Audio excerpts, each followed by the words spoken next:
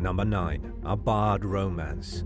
In 2020, while working as a guard at Berrin Prison in Wrexham County, Wales, Jennifer Gavin started an inappropriate relationship with a 23-year-old inmate named Alexander Coxon. Word eventually reached her bosses, who caught her secret lover trying to give a cell phone to another prisoner. On the phone, authorities found explicit photos of a woman who they suspected but couldn't confirm at the time was Gavin. They also discovered videos of the woman lip-syncing to multiple songs, which she initially denied sending to the smuggled phone. Gavin eventually admitted that it was her in the nude photographs, but she denied receiving payments in exchange for bringing the phone into the facility. An investigation revealed that Coxon's sister transferred payments to Gavin's personal bank account, which she would have had no other legitimate reason for doing. Besides sending the photos, the disgraced corrections officer admitted to having a relationship with Coxon. She said it all started when she kissed him in the prison's kitchen during his cleaning duty. Naturally, Gavin's conduct got her in trouble with her job and the law itself. Her defense attorney claimed she was simply an empathetic, immature, and naive person who struggled with low self-esteem. They said she felt especially bad for prisoners during the COVID-19 lockdown.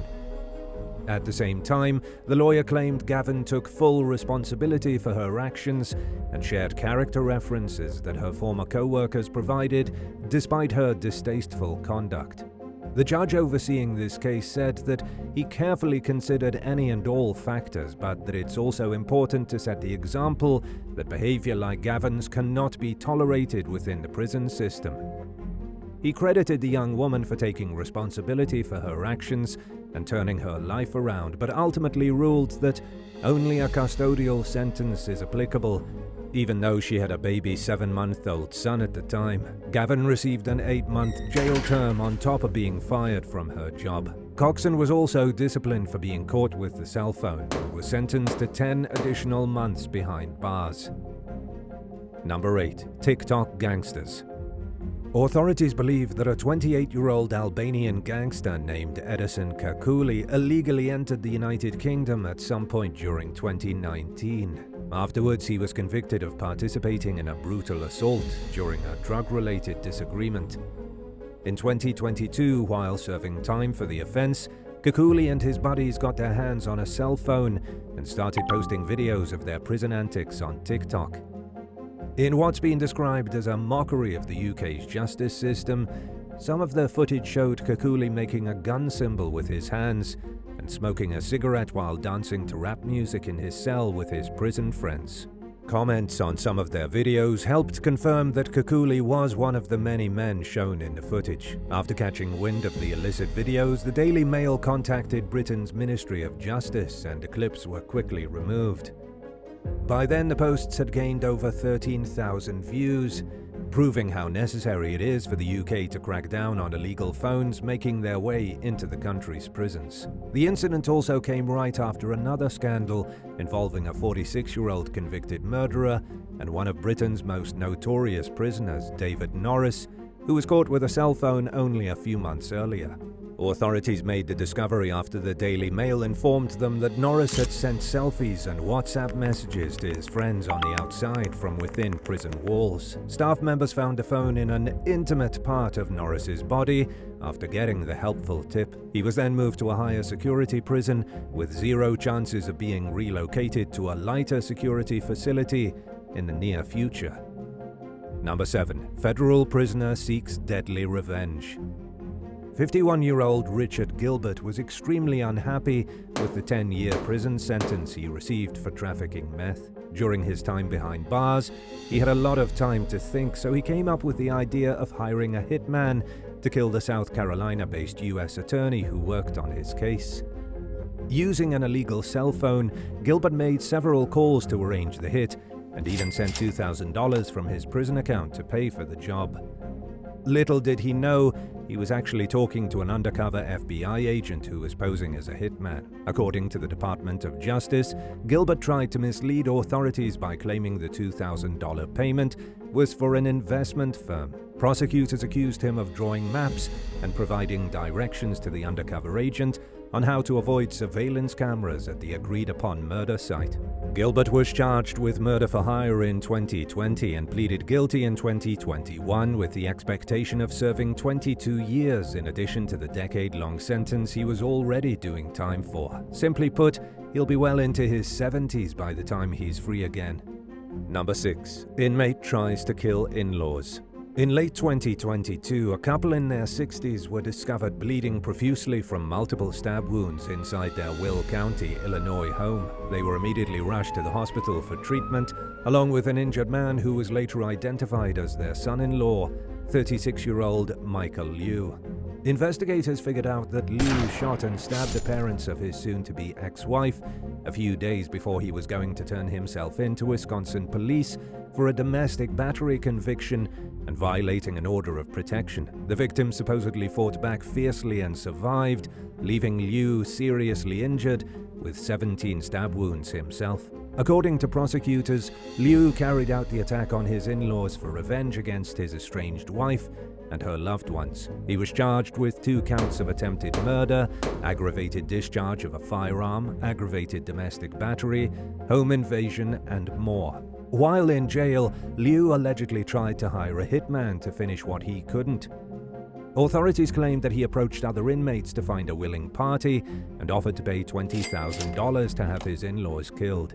With help from a jailhouse snitch, law enforcement managed to obtain recordings of Liu agreeing to put a $10,000 down payment and an additional $10,000 upon the completion of the hit. In addition to the attempted murder charges, he now faces more charges for trying to hire a hitman. $1 million was also tacked onto his bond. He remains behind bars to this day. If convicted of the murder for hire charge, Liu could spend decades of his life in prison. Number 5. Career criminal cons fellow inmates. Like many crooks and cons before him, Michael Moller saw the American government's COVID-inspired Paycheck Protection Program as an opportunity to get easy money under what seemed like minimal oversight by police. But he was mistaken. By the time he was arrested, he'd siphoned an estimated $4.7 million from the program. The 42-year-old was later convicted of federal fraud charges and was awaiting sentencing at a Rhode Island jail when he decided to go through with one last con. Moller convinced 2 other inmates that he was a lawyer and could help them with their cases. More specifically, he promised to assist them with their criminal and immigration cases and to get them out of jail. For a steep price, of course. He persuaded them to give his girlfriend $17,000 before they tipped off the feds and an investigation was launched. The FBI then listened in on Moller's phone calls and quickly built a case against him. One victim paid $5,000 and the other forked over $12,000. Instead of using the cash to bail the men out of jail, Moller's girlfriend decided to blow the money on gambling, weed, and Moller's commissary. Moller went so far as to tell one of his victims to pack his things because he was about to get released. Not surprisingly, that never really happened. Instead of facing another trial and even more charges, Moller agreed to let the court consider his jail fraud in deciding his sentence for the original case. Prosecutors said that he is simply incapable of stopping himself from defrauding others, further stating that during a period in time, which one would imagine Moller would be on his best behavior to convince the court he regretted his prior conduct, he did the exact opposite by orchestrating another scheme to defraud people. Moller's lawyer, on the other hand, claimed his client took full responsibility for his actions and was remorseful. The judge overseeing the case decided to sentence Moller to 7 years in prison. This wasn't his first rodeo, though. Long before the Paycheck Protection scam, Moller was sentenced to 6 months of monitored house arrest for a federal tax fraud case. During that time, he committed 4 bank robberies, which he had to serve 9 years in prison for. If that wasn't enough to stop him from committing future crimes, it's hard to believe that another 7 years in the system will. But we'll have to wait and see. Number 4. Florida woman tries to off family. While awaiting the results of her case for threatening to kill her former co-workers, 29-year-old ex-Disney employee Turegawa Inaru was locked up at Florida's Osceola County Jail. In early 2023, she was still behind bars when she apparently tried recruiting two cellmates to kill her parents and grandparents so she could collect a $2 million inheritance payout. According to authorities, Inaru offered a $50,000 payment per victim and claimed the intended victims had abused her and her siblings while they were children. Like many other murders for hire within prison walls, inmates ratted on her. In addition to accusing Inaru of trying to kill 4 of her family members, prosecutors claim she used social media to stalk the assistant state attorney prosecuting her cases. Inaru said that she would gladly kill the attorney herself if she couldn't find someone else to do it for her, and that she wanted him to suffer and didn't really care if his family died in the process. An undercover detective entered the jail posing as an inmate and got evidence that Inaru disliked the assistant state attorney and believed in conspiracy theories. They failed to get the woman to say she wanted him dead, though. During questioning, Inaru allegedly confessed to trying to hire someone to kill her family. As a result, she now faces 3 counts of solicitation of murder as well as cyber-stalking. She's currently being held without bond while her case proceeds in court. Number 3. Delaware prison standoff. In 2017, on what started out as a normal morning at the James T. Vaughn Correctional Center in Delaware, a group of inmates took 4 corrections officers and a number of other prisoners hostage. Officials later said that the hostage takers were wielding sharp objects, although they declined to elaborate on the nature of their weapons. Throughout the day, dozens of inmates left the building where the standoff was going down, and 2 of the 4 corrections officers who were held hostage were released. 3 maintenance workers who initially tried hiding in the basement eventually managed to sneak onto the building's roof, where they were rescued. As the day went on, prisons across Delaware were put under lockdown, just in case anyone got inspired. Unlike many, if not most, prison riots, this one wasn't meant to make a simple statement about the conditions or treatment at that facility. According to a message the hostage takers delivered to the Wilmington-based News Journal, it was meant to be a bigger political statement to convey their concerns about changes that could happen within the American prison system under the Trump administration. In a series of phone calls to news outlets and negotiations with authorities, the hostage taker inmates said that they were confident things would soon change for the worse. In exchange for the hostages' release, they demanded a program that was rehabilitative for all inmates, as well as a thorough look into the prison's budget and spending habits. In the meantime, police became increasingly worried about 47-year-old corrections officer Sergeant Stephen Floyd after hearing no word on his condition. So they made a plan to storm the building. Using a backhoe, they knocked down a wall made out of footlockers the inmates had built to block the prison's entrance. 20 hours after the standoff first started, law enforcement officers finally retook control of the prison. Sadly, Floyd was found unresponsive and was eventually declared dead at the scene. According to employees, he died while saving the lives of his co-workers. One female corrections officer made it out unharmed, thanks partially to some inmates who protected her from the hostage takers. None of the 120 inmates who were still in the building suffered any injuries during the standoff or when police later stormed the building. 16 prisoners were ultimately charged with first-degree murder, assault, kidnapping, and riot in connection to the incident. Several were acquitted of their charges. The alleged mastermind of the plot, Dwayne States, was convicted of murder and received 2 life terms on top of the life sentence he was already serving for a separate murder. His co-defendant, Jaru Ayers, was acquitted of Floyd's death but was convicted on other charges related to the incident, landing him a 123-year sentence on top of the life sentence he was serving. Royal Downs, who played a crucial role in negotiating with authorities during the standoff and eventually began cooperating, testified as the prosecution's star witness. He received a 3-year sentence for rioting, which will run consecutively to the life sentence he was already serving in connection to a separate case. Number 2. Hiring a hitman from the inside. In 2011, when an Iowa man named Jason Harriman went to federal prison for possession of a firearm as a felon, he already had 2 previous stints under his belt for kidnapping and assaulting his ex-wife. During his 3rd visit to the penitentiary, he told at least 2 fellow inmates that he wanted to find someone to help him kill his ex, who was only named in court documents as DH.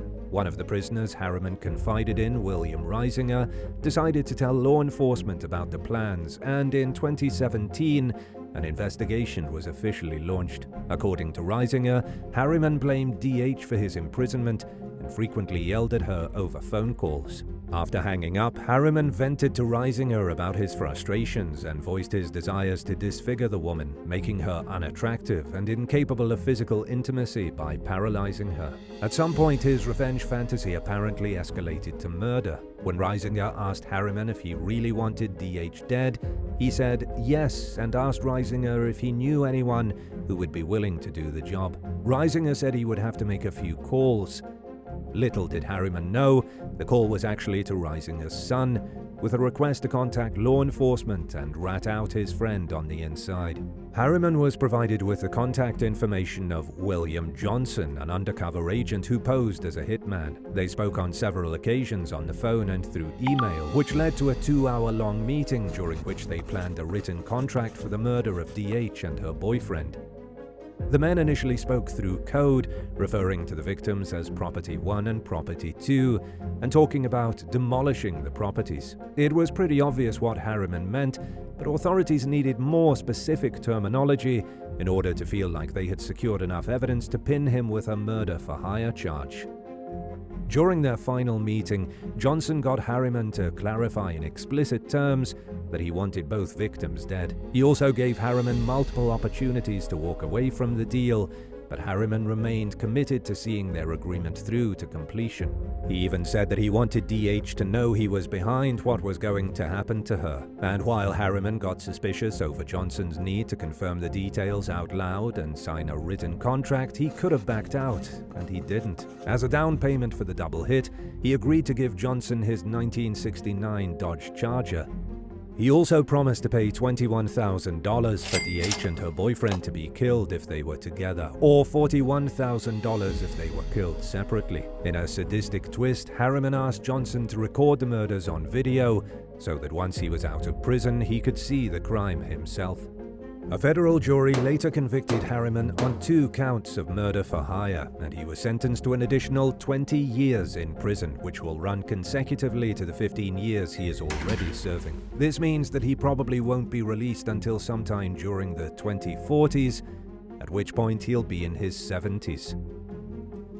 Number 1. Cheating wife conspires with imprisoned boyfriend.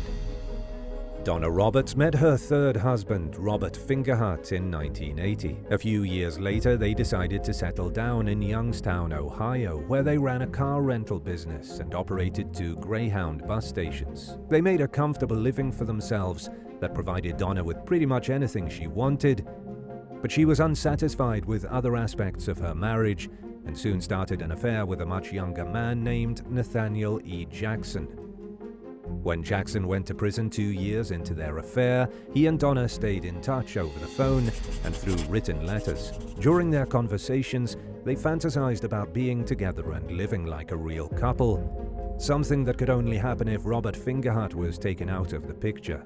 So it's not surprising that Fingerhut was shot to death in his home almost immediately after Jackson got out of prison in 2001. At the time, authorities were blissfully unaware of the romantic connection between Donna and Jackson. Shortly after her husband's death, Donna called 911 and played the role of a shocked and devastated widow. But it wasn't long before investigators found out about her affair with the newly released prisoner, and when they listened to phone calls between the couple while Jackson was still imprisoned, it became clear that the two had planned to kill Fingerhut. Detectives also found dozens of incriminating letters that Jackson and Roberts had written back and forth, which backed up their suspicions.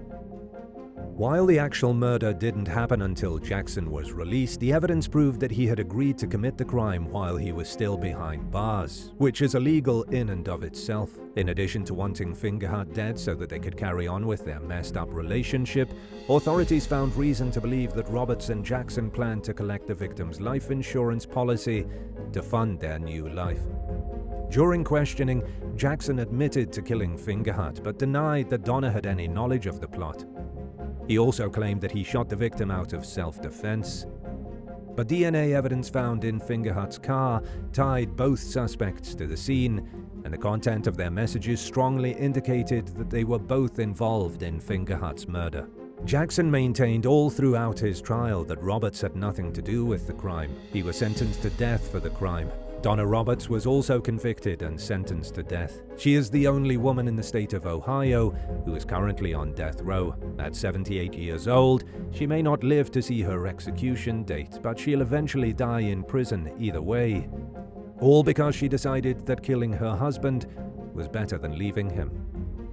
Thanks for watching. If you were in jail while waiting to face a criminal case in court, would you rather share a cell with an accused serial killer who mainly keeps to themselves, or an alleged fraudster who tries dragging you into their murder-for-hire plot? Let me know in the comments below.